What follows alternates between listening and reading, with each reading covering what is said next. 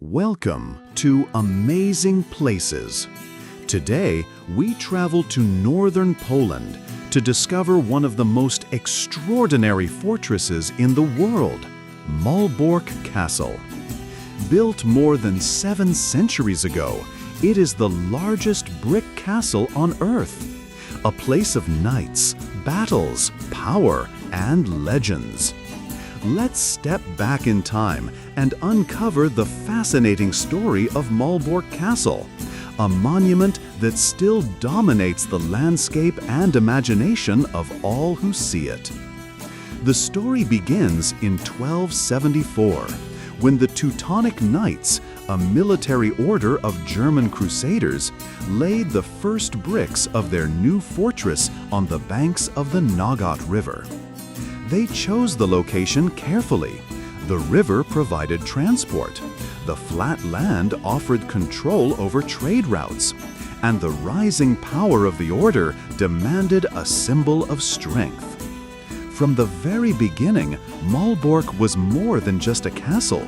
It was the headquarters of the Teutonic Order, part monastery, part fortress, and part royal residence.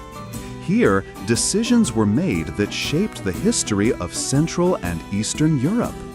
The red brick walls soon rose higher and higher, sending a clear message: the knights had come to stay.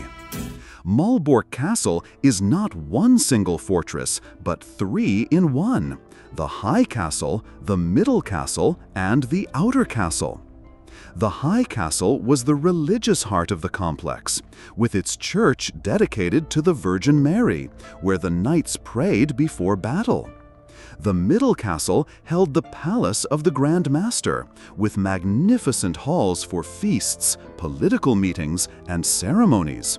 Imagine a banquet table stretching the entire length of a Gothic chamber, lit by torches and echoing with voices of hundreds of knights. The Outer Castle was the economic engine, filled with stables, workshops, and warehouses that supported thousands of people living inside the walls. Altogether, Malbork covers more than 21 hectares.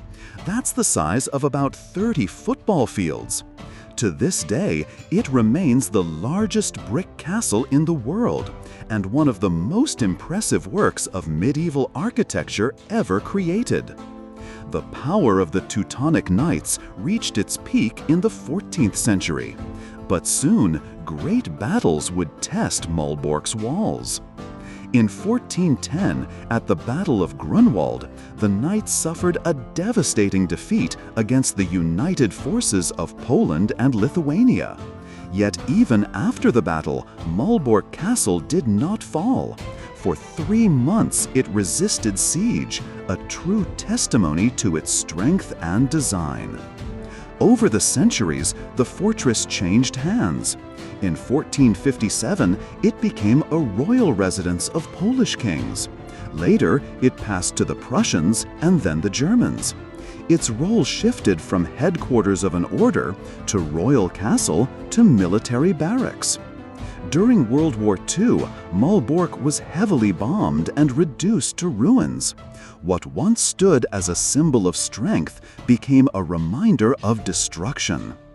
After the war, a massive restoration project began. Piece by piece, brick by brick, Malbork was rebuilt. It was one of the largest reconstruction efforts in Europe, lasting for decades. Today, Malbork Castle stands proudly once again, a living monument to history and resilience.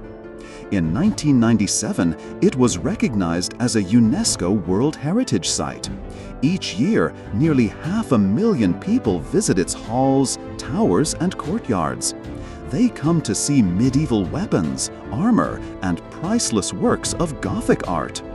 The castle also hosts spectacular events, including a yearly reenactment of the Great Siege of Malbork, where hundreds of actors in full armor recreate the sounds, sights, and drama of medieval war. Malbork Castle is more than stone and brick. It is a story of faith, ambition, conflict, and rebirth. From the might of the Teutonic Knights to the scars of war and the triumph of restoration, it stands as a reminder of Europe's turbulent past and its ability to endure.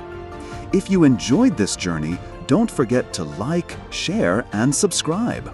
Until next time, keep exploring.